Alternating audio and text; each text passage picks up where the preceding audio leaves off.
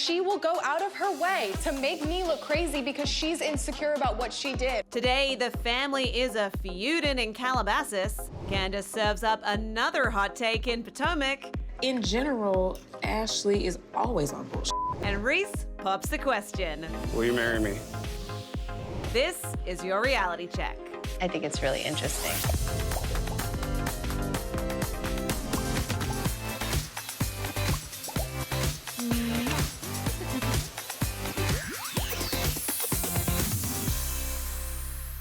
Hello, everybody. Hope you all had a great weekend. It is Monday, and we're here to kickstart your week in the best possible way. I am Lyndsey Rodrigues, and today I am joined by two fabulous friends who are now my friends, Rayna Greenberg and Ashley Hesseltine from Girls Gotta Eat podcast. Welcome, ladies. Thank you. I'm pumped that you guys are here. There is so much to talk about today. So, as per usual, we're going to start our show with our top 5.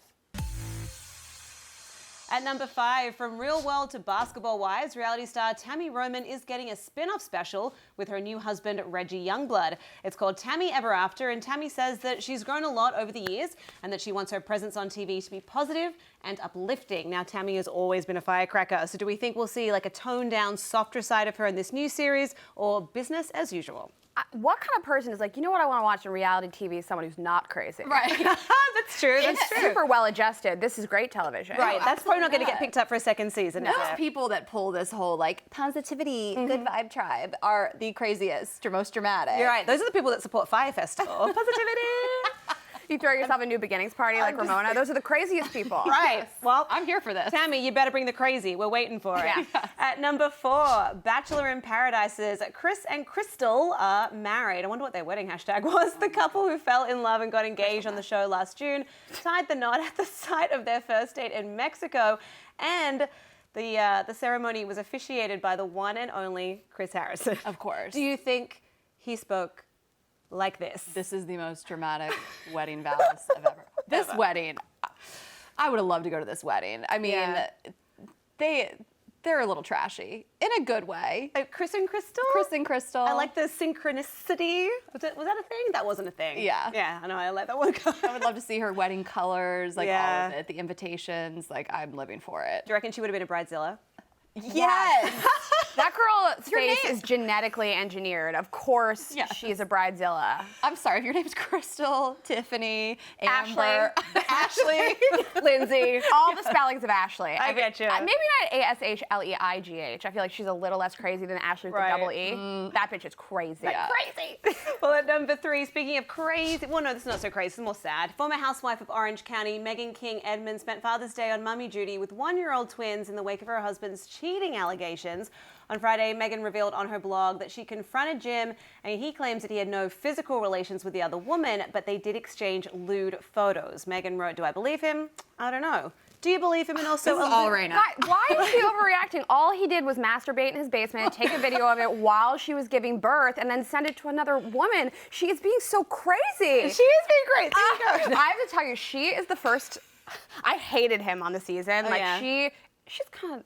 She's not the smartest cookie in the box, but she's sweet, and he was so nasty to her. And so when I saw this, she is the first celebrity I have ever trolled. And I like got on her Instagram and was like, he's a scumbag, you could do better. Look at me. Well, you're not trolling her. You're just, you're Trolling giving her. her a Girl little power. helping hand out of the nest. Yes, Okay.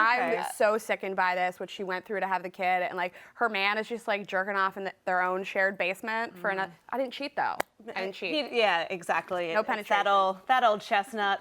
Well, at number 2, the first 7 cast members of the highly anticipated Bachelor in Paradise were revealed on Good Morning America. That was today. The roster includes Bachelor fan favorites divorcee Tasha and bad girl Demi, and also searching for love in the tropics are recent Bachelorette eliminations John Paul Jones. And he's back, Mr. ABC, always be Cam. Who do you think is more likely to find love in paradise? Is that Blake? I think Blake's on it. He's my number 1. Oh, no, but we're talking specifically about John Paul Jones and John ABC Paul right now. Jones. Like, in a clash between these two, who do you think is more likely to find love? Someone not named John Paul Jones. Like, yeah, but how the other is- guy had his own catchphrase. Oh, that's true, yeah. John Paul- So did Chris from the other thing. He was what, the goose? I mean, it's just, I can't with the catchphrases and the nicknames. They all need to no. be voted off the island, All- or put onto yes. one maybe. I don't know. I just love that they put them all on this island. Yeah, they should Hunger Games it out. Yeah, I and think just like so. see who's like, only Chris Harrison would be alive. if he John gets- Paul Jones, I cannot. At number 1, Khloe shows support for her ex-husband Lamar, but continues to express her disdain for Jordan. Fair enough. On Friday, Khloe commented on Lamar's Instagram post announcing that his memoir made the New York Times bestsellers list, and she wrote, "Congratulations, Lammy, keep shining." But in other news, a Kardashian source told People that Khloe never wants to see Jordan again. Yeah. Now, Khloe does seem like a very forgiving person. She forgave Lamar. She forgave Tristan the first time. Do you think that she'll ever forgive Jordan? It depends on what Chris wants for the show. You know, at the end of the day, if that's in the script, I am a Khloe Lamar. Like, I still ship them. Yeah, they were sweet together, and obviously they've maintained a nice friendship. So Yeah, I think it's beautiful when you can just sort of get over the bitterness of the past and just manage to be at least somewhat friendly. You did used to love this person, you shared a life. I think that it's a beautiful message that you can support each other and still not be together. And I'm not saying like, yeah, you can't ever get over the person who like cheated with your husband, but like, it's too soon. Oh, Like, they don't definitely need too to like soon. be in each other's lives. No, I think, yeah, some girl code was definitely broken. And Yeah. at the end of last night's Keeping Up with the Kardashians, it was teased that we will finally get to watch the Jordan-Tristan drama unfold. But to the dismay of Kardashian fans, Khloe tweeted, "Needless to say, I won't be live chatting next week. Sorry, guys." I think that's completely fair enough. I mean, this season must have been so difficult for Khloe She's to done a watch. lot. She's done enough tweeting. Yeah. At this Yeah. point, She's all it's the set. whole "you've broken up my family," Jordan. Like, Yeah. she should take a break. She from the tweeting. deserves a night off. Yeah. But, you know, on that note, why don't we get into last night's episode of Keeping Up with the Kardashians, where 2 of the sisters were succumbing to some sibling squabbles, as you do. Kendall and Kourtney got back from a ski trip where it wasn't just the mountain that was mammoth, the drama was as well. I don't think she would ever straight up say, yeah, I do things to Kendall to make myself feel better or make her friends laugh or get validation from other people. Kourtney is kind of cracking jokes at Kendall's expense, but I don't think it's maliciously. Like, I don't think Kourtney realizes that's what she's doing. Okay, so before I go any further, do either of you have sisters? No, thank Thankfully. God. Are you like sisters to each other, though? Yes, But we we are. don't want a sister. Only brothers. Yeah. Okay, well, I mean, I have a sister, so I'm just, I don't know, intrigued. Do you think that Kourtney was going too far with her teasing, or was Kendall being overly sensitive? Kourtney's the worst. Kourtney's terrible. I feel like it's like people are like, people being surprised that Kourtney's being terrible is being surprised like Charles Manson murdered another person. It's like, yeah, obviously. She is the original You know? gaslighter. She Yes. just does these crazy things and is like, "You're crazy." I wasn't like. It's like when you date that kind of guy that does that. She's Like, the kind of gaslights you. person that says to you, I'm sorry you're making yourself so upset. Yes. Oh, so you're saying she's that like the kind of Luke person. P from The Bachelorette, but of the Kardashians? Yes. Being any like a of- gaslighter. They're all named Luke. I can't keep up. But Yeah. she just. She has no emotions. She's like so self-absorbed. She's so out of touch. She's like a sociopath. I can't stand her. I'm so Khloe sensitive, Kendall sensitive, and Kourtney. She's no emotions. That's true, actually. She is like, talk about poker But face. I hate a gaslighter. I hate a like, oh my God, you're being so crazy. I didn't do that. It's like, you did do that. Right. And why is she hanging out with those 20-somethings? Get your own Yeah, friends. I know, I never want to hang out with 20-something-year-olds because it just makes me feel like old and Right. cranky. It makes called- my feel saggy. Oh, seriously? You know?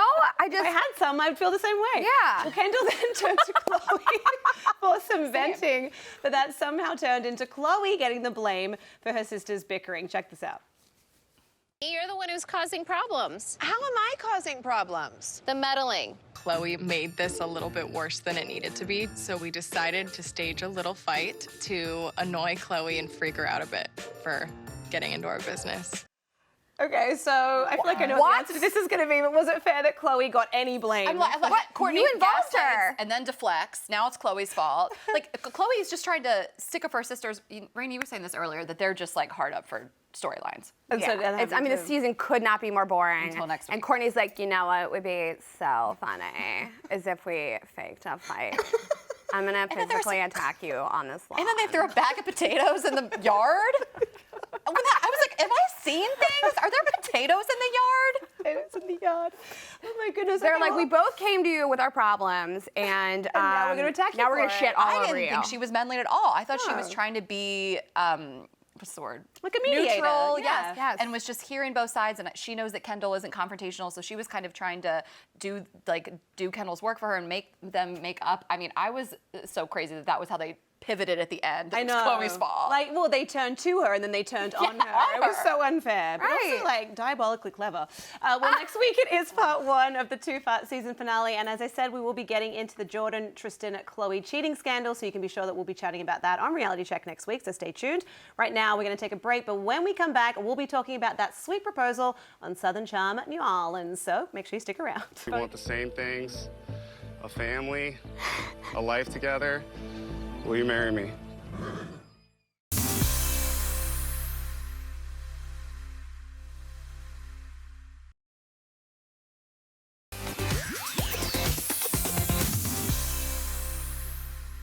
Welcome back. I am still hanging out with Rayna Greenberg and Ashley Hesseltine from Girls Gotta Eat podcast, and it is time to talk about that big romantic gesture in The Big Easy.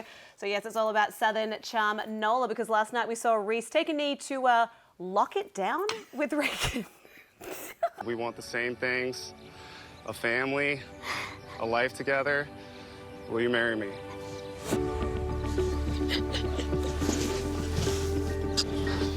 We're getting married. Okay, first of all, can I just say the bucket? The bucket drove me insane. I know that the ring was in the bucket, but put the ring in your pocket. Or I don't know. Like, I don't know, he's just like a farmer. What do you expect? I guess not a whole lot. What did you think of the proposal? Okay, well, my ex just got engaged. Oh, I'm sorry. And we've been broken up for 2.5 years, and I think it's a little soon for him. Right, okay. So you definitely think really it's too soon for Reagan and Reese. I don't know. What else is she gonna do? Yeah. What is she doing? Well, Rayna can speak. She was telling me how she just felt so badly for her ex when she was like telling him about it. Yeah, we're gonna get to that in a second, actually. Okay. 'Cause, yeah. Oh, the actual proposal. Yeah, it looked really not emotional. I love how he was like, "We want all the same things." There were 2 things. You know, he was It's like, "I you're want to pregnant. be a family and to be together." And I was like, "Are there any more things?" I don't know. What about the fact that he said lock it down? Are you like in high school? Who's trying to lock you down, girl? I mean, look, obviously they're happily married. They have a beautiful daughter now, so we're thrilled for them. Right. But in last night's episode, after accepting the proposal, Reagan then had to tell her ex-husband Jeff the news. Here's how he took it. Reese asked me to marry him. What? To marry you? All I'm thinking is, why? What'd you say? Yes. Said yes. You know, ultimately he was the. I know. I feel for him. I had to feel for anybody in that position. Because it is so soon. We cry every day. I didn't cry at every their day. dumb proposal, but I'm crying now. Yeah. I can physically feel how he feels. Like the pain that you feel like when somebody, I mean, he's just talking about in the episode how he hasn't had sex in 8 months, which like, if you're watching, Jeff, hit me up, we'll have sex. But he's talking about how he hasn't like slept with anybody and she's like moved on and like you can physically feel how bad that feels when you're watching him. Like, I mean, reality TV is my favorite thing in the entire world, but I don't have emotional reactions to it that much. That was like really intense because you clearly know that he did not. The producers didn't tell him about this ahead of time. Yeah, he was. You can definitely see this shocked. is like That was not pre-produced in any way. No. Yeah. It's a lot. Yeah, I mean, I met feel them. for him. You met Jeff and Reagan? They were married. Okay. Yes, a friend of mine is good friends with Jeff. I mean, he seemed great. She's a little crazy, but then she was nice. She gave me some jewelry. I don't know if she still has a jewelry line. I mean, everybody has a jewelry line, but this was back then.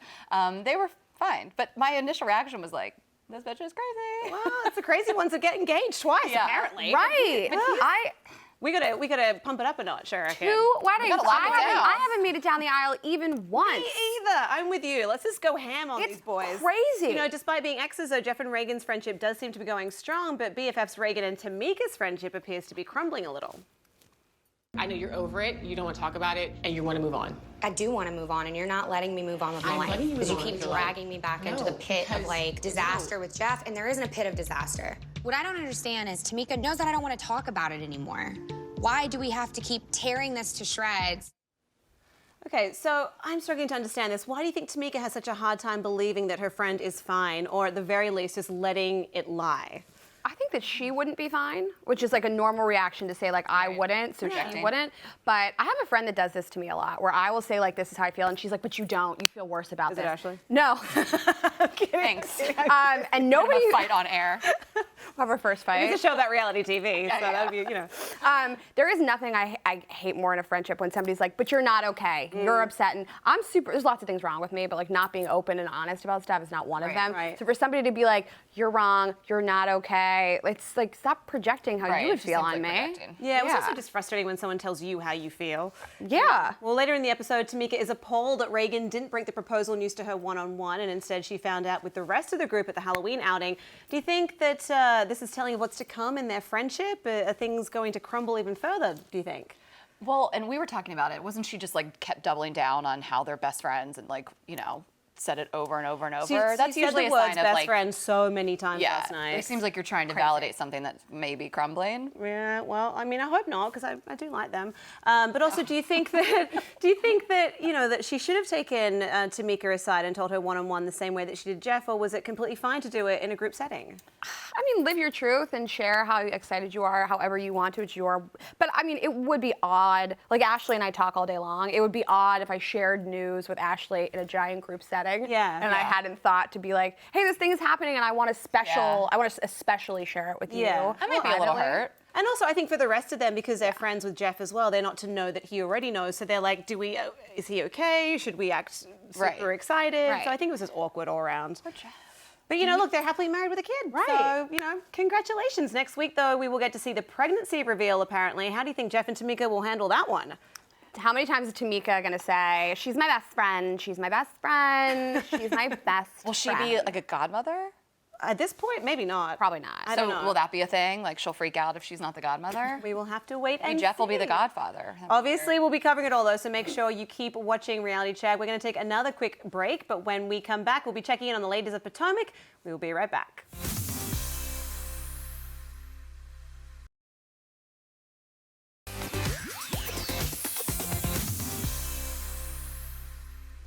Welcome back. Rayna and Ashley from Girls Gotta Eat podcast are still in the studio with me. Are you having fun? This is great. Okay, good. We can't wait to go out with you after I know. I'm excited for cocktails. It's 5 o'clock somewhere. But first of all, we have to get emotional because last night it was an emotional episode of Real Housewives of Potomac because Monique had her rainbow shower to celebrate baby number 3, and that brought up some sad feelings for Karen, Ashley, and Michael. And Ashley even took Monique's offer to make a speech. However, Candace didn't seem terribly moved by it. I still think that there's some mutiny and some bullshit afoot. So you really don't think she's trying to get pregnant? I think that in general, Ashley is always on bullshit. I encourage you to give her the benefit of the doubt and not squint your eyes. I don't know. I like Candace a lot, but is she being really heartless here? That was you. I know that like you're on a reality show and you have to say stuff for like a storyline, but that to me like is one thing. Somebody's like struggle with fertility. That is like a gross thing to say about somebody. I say really messed up stuff behind closed doors. I wouldn't let the cameras air that. It makes you seem like a cruel person. Yeah, and she sort of keeps harping on about the stuff that Michael said at Uncle Lump's party, but like I don't. Oh, the gay necessarily. thing? Yeah, but what does it have to do with a couple? Well, yeah, you know? I don't know. I don't have one, Ashley, Rayna, so I don't know, okay? Anyway, Candace wasn't Me either. Maybe I would have a husband if I let them do it more often. Maybe. Oh my God. Well, Candace wasn't just dishing to Giselle about Ashley. She was also dropping gossip about the remarks Monique had apparently made about Katie when they were down in Nolans. Monique was kind of comparing that to how Katie looks now. But she said she looked like I'm a stud. Monique thinks that she's a slave. Yeah, that's not cool. It was That's a little borderline asshole-ish. I should have just shut the up. Yes, honey. Yes. What was her end game even there? Like, why even reveal that Storyline. Yeah. Airtime. I don't know.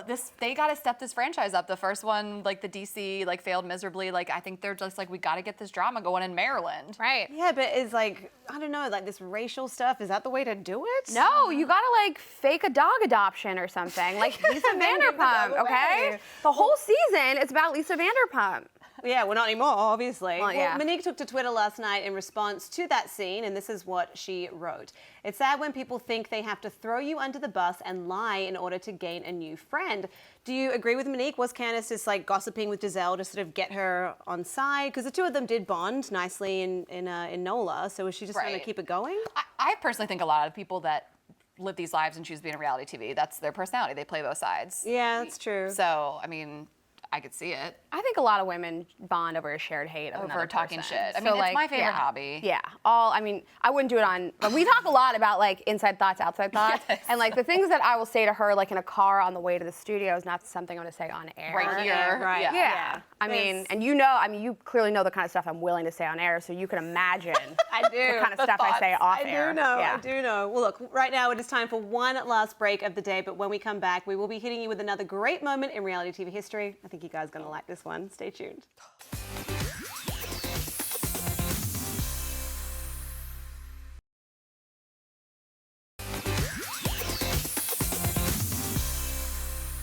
Welcome back. Here is a memorable Jersey housewife throwback. No kisses? In this 2009 episode of The Real Housewives of New Jersey, Teresa Giudice hosts a now infamous dinner party, which Danielle Staub uses as an opportunity to confront the recent rumors about her colorful past by dramatically producing the source of those rumors. There was a lot of lies written about me. There's a lot of lies spread about me. A true crime book about an ex-con turned FBI informant who winds up leaving his wife and stepson for Danielle back when Danielle was a stripper known as Beverly. Something in that book has to be true. Confused? Well, thankfully, Teresa provides a summary of all the key points. Obviously, there has to be something else. It's just not name change and arrested. You were arrested. Prostitution whore. You were engaged 19 times.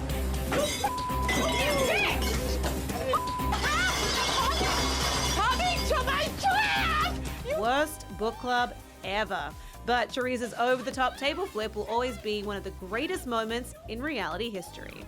She doesn't know who the she's with, okay? There needs to be a movie made about that. That is some great TV. That's right so there. epic. I'm all fired. We got to do this today. I want to flip that. I mean, you can try it. Throw it it's at a actually camera. lighter than I expected. You know what? It is your birthday today, Rayna. Yes. Happy birthday. Thank you. I feel like all I have done my entire life is watch reality TV. My whole life has culminated to this show. This moment. Well, we're really Hundreds of thrilled that hours. you would actually choose to spend your birthday with us. You have both been incredible guests. Make sure you catch Ashley and Rayna on their podcast. It's called Girls Gotta Eat. Tomorrow is a big day because we're going to be talking with one of the Bachelorette boys, and we'll have Love and Hip Hop Atlanta Spice in the house, so make sure you don't miss that. Rayna and Ashley, thank you so much again. You've been amazing.